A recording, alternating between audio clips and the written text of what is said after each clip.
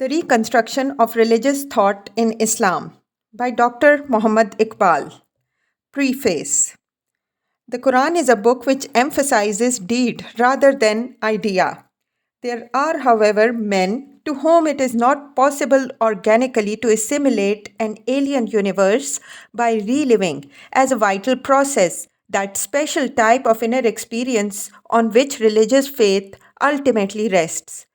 Moreover, the modern man, by developing habits of concrete thought, habits which Islam itself fostered at least in the earlier stages of its cultural career, has rendered himself less capable of that experience which he further suspects because of its liability to illusion.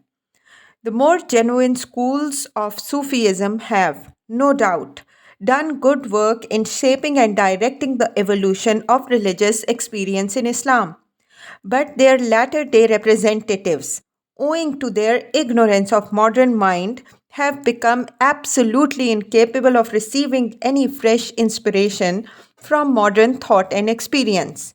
They are perpetuating methods which were created for generations, possessing a cultural outlook differing in important respects from our own.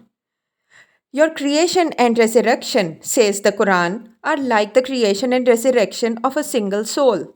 A living experience of the kind of biological unity embodied in this verse requires today a method physiologically less violent and psychologically more suitable to a concrete type of mind. In the absence of such a method, the demand for a scientific form of religious knowledge is only natural. In these lectures, which were undertaken at the request of the Madras Muslim Association and delivered at Madras, Hyderabad, and Aligarh, I have tried to meet, even though partially, this urgent demand by attempting to reconstruct Muslim religious philosophy with due regard to the philosophical traditions of Islam and the more recent developments in the various domains of human knowledge. And the present moment is quite favorable for such an undertaking. Classical physics has learned to criticize its own foundations. As a result of this criticism, the kind of materialism which it originally necessitated is rapidly disappearing.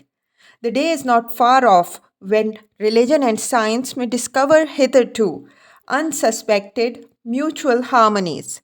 It must, however, be remembered that there is no such thing as finality in philosophical thinking. As knowledge advances and fresh avenues of thought are opened, other views and probably sounder views than those set forth in these lectures are possible.